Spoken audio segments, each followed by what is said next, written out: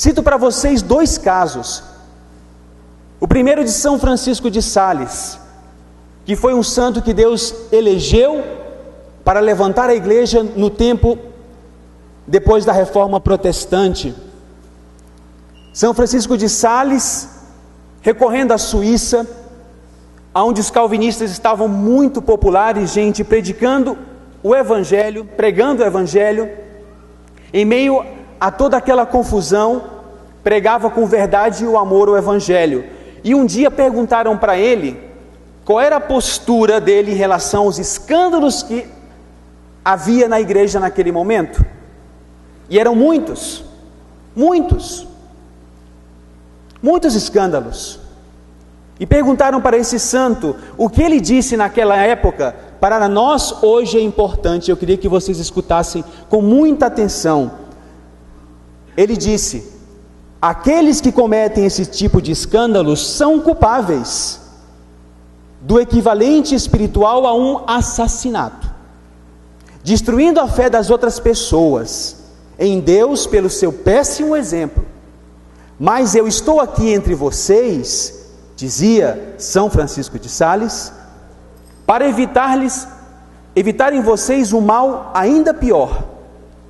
Enquanto que aqueles que causam escândalos são culpáveis de um assassinato espiritual, os que acolhem os escândalos estão cometendo um suicídio espiritual. Outro grande santo que viveu em tempos muito difíceis da igreja pode ajudar-nos. São Francisco de Assis. Viveu ao redor do ano 1200, uma época de imoralidade na Itália Central. E uma vez um dos irmãos da ordem dos menor de São Francisco perguntou ao irmão Francisco, era um irmão que estava se escandalizando muito com tudo que estava acontecendo na igreja, e ele perguntou para Francisco: irmão Francisco, o que farias se tu soubesses que um sacerdote que está celebrando a missa tem 3 mulheres ao seu lado? Francisco, gente, sem duvidar, disse bem devagarzinho para aquele irmão: quando chegasse a hora da Sagrada Comunhão, iria receber o sagrado corpo do meu Senhor das mãos ungidas daquele sacerdote. Cristo, gente, pode seguir atuando, e de fato Ele atua misteriosamente através do mais pecador dos sacerdotes. E graças a Deus que Ele faz isso, porque assim muitos de nós não estaríamos aqui, porque eu sou pecador, todos nós somos pecadores. Quem de nós aqui não tem pecado? E Deus pode atuar. Nunca nos esqueçamos, queridos irmãos, todos somos pecadores. O padre, como qualquer outro ser humano, é membro de uma humanidade ferida, com falhas, tendências como todos nós, fraquezas. Os padres são assim, com todas essas tendências como vocês. A humanidade toda é assim. Assim que eu lhes pergunto novamente, qual deve ser a nossa resposta, gente, diante desses escândalos que estão surgindo? Se falou muito nos meios de comunicação, a igreja tem que trabalhar melhor, e tem que se assegurar que nos seminários não entrem futuros padres pedófilos. Estão fazendo os bispos, estão fazendo, mas não é suficiente ainda.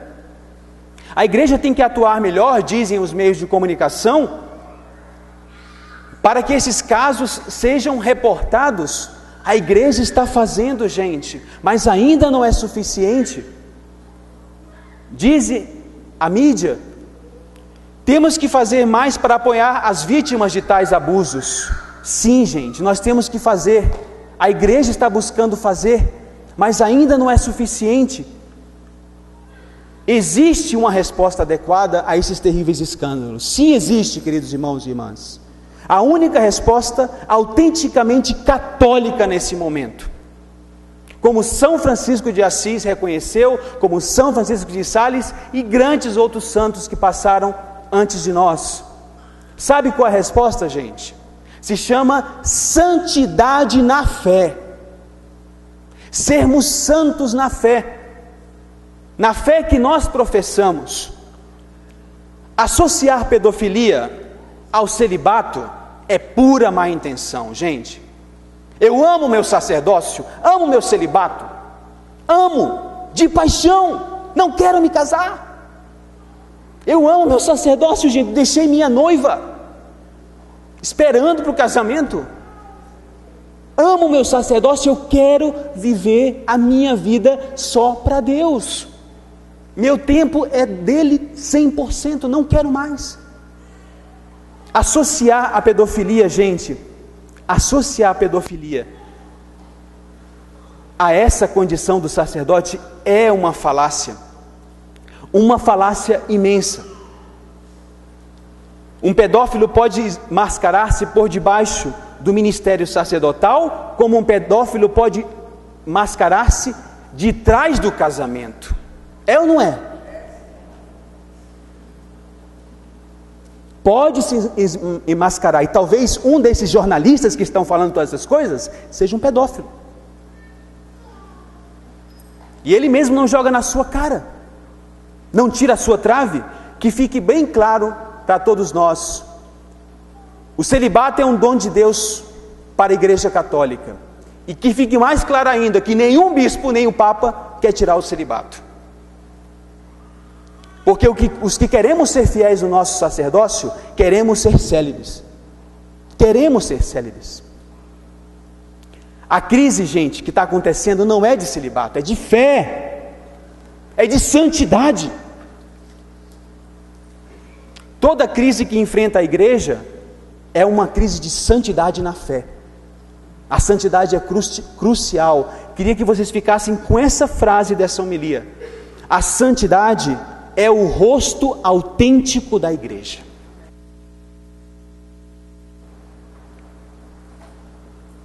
Este momento que nós estamos vivendo, queridos irmãos e irmãs, é um momento maravilhoso da nossa história da igreja. Faz 200 anos, o imperador francês meio desconhecido, chamado Napoleão, que estava engolindo com seus exércitos os países da Europa, chegou com a intenção de dominar o mundo. E naquele então, ele chegou diante de um cardeal chamado Consalvi, e chegou para ele e disse assim: eu vou destruir a tua igreja. E aquele cardeal falou: não, você não poderá. E Napoleão olhou para ele: eu vou destruir a tua igreja. E o cardeal voltou a dizer: não. Napoleão tinha 1,50 m de altura. O cardeal olha para ele e diz: você não vai destruir a igreja. Sabe por quê? Olha a resposta do cardeal. Sabe por que você não vai destruir a igreja? Porque nem nós, cardeais, conseguimos destruí-la. Gente, se os papas ruins que houve na história da igreja, se os sacerdotes infiéis que há na história da igreja, se os milhares de pecadores não tiveram êxito para destruir a igreja, não pensemos que agora ela vai ser destruída, mas nós temos que defender a nossa igreja. Cristo nunca vai permitir que a sua igreja fracasse. Ele prometeu: as portas do inferno não prevalecerão sobre a nossa igreja. Nunca percam, a confiança em nosso Senhor Jesus Cristo. Jamais, gente, ainda quando alguns dos eleitos de Deus falharem, como aconteceu depois de Judas, sigamos o exemplo dos primeiros cristãos. Quantos mártires da fé depois da traição de Judas? Quantos mártires até hoje? Concluo, e perdão que tenha me estendido, até me esqueci de marcar o tempo da homilia. Talvez os escândalos que nós estamos escutando, gente, possam desanimar-nos. Mas eu queria que essa paróquia, os paroquianos da paróquia de Nossa Senhora de Guadalupe, os missionários que vão de missão, a nossa reação seja outra, seja como dos primeiros cristãos.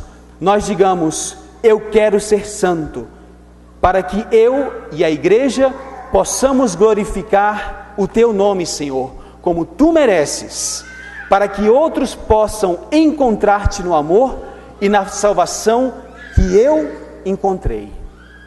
Viva a Cristo Rei!